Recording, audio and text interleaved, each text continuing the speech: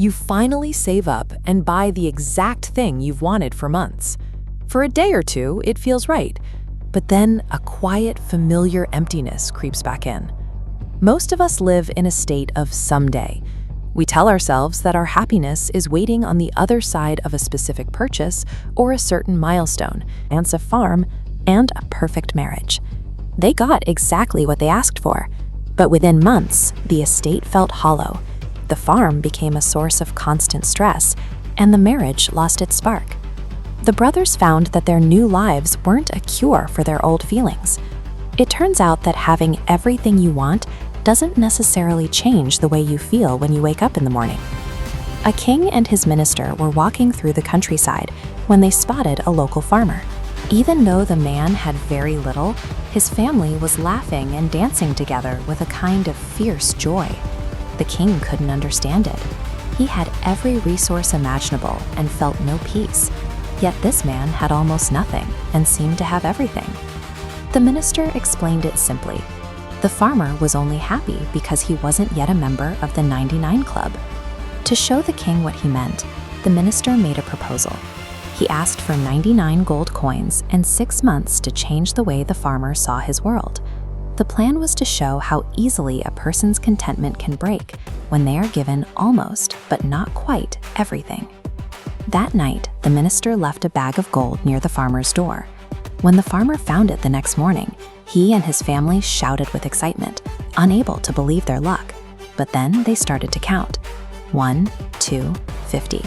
They counted 3 times to be sure, and the total always stopped at exactly 99.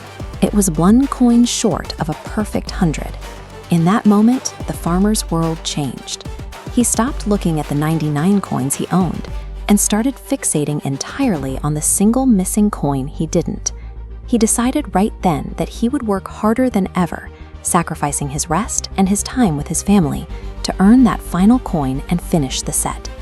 The trap is set the second we let an imaginary gap in our lives become more real to us than the wealth we actually hold. A few days later, the farmer's wife spent 2 of the coins on things the family actually needed for the house. When the farmer counted the money that night and saw the number drop to 97, he didn't see the food on the table. He only saw his goal getting further away. He erupted in anger, blaming his wife for widening the gap. Over the next 6 months, the house grew quiet. The laughter was gone, replaced by arguments and a heavy, constant tension over how much work was being done and how much money was being saved. When the king returned, he didn't see a family elevated by wealth. He saw a home that had been pulled apart by the very thing they thought would make them happy. Chasing just one more doesn't just add to our lives. It often pushes out the peace and the people we already have. The minister explained that this is the 99 Club, a group of people who spend their entire lives obsessing over a single missing piece while ignoring the 99 they already hold. We see this in the story of the merchant who was always thirsty. He tried to cure it by drinking increasingly rare and expensive liquids from golden cups, but the more he drank, the thirstier he became. He couldn't understand why his luxury wasn't working. He was trying to use external things to fix a feeling that was starting from within. We lose our happiness not because we don't have enough, but because we become convinced that what we have isn't enough compared to what's next. The merchant only found relief when a farmer gave him a plain cup of water from a hidden spring. It was simple, it was free, and it was exactly what he actually needed. When we stop noticing what we have, we waste the very things we once prayed for. If we keep waiting for a future milestone to be happy, we might find that the joy we're looking for was already here, just waiting to be used. You can choose to leave the 99 Club today.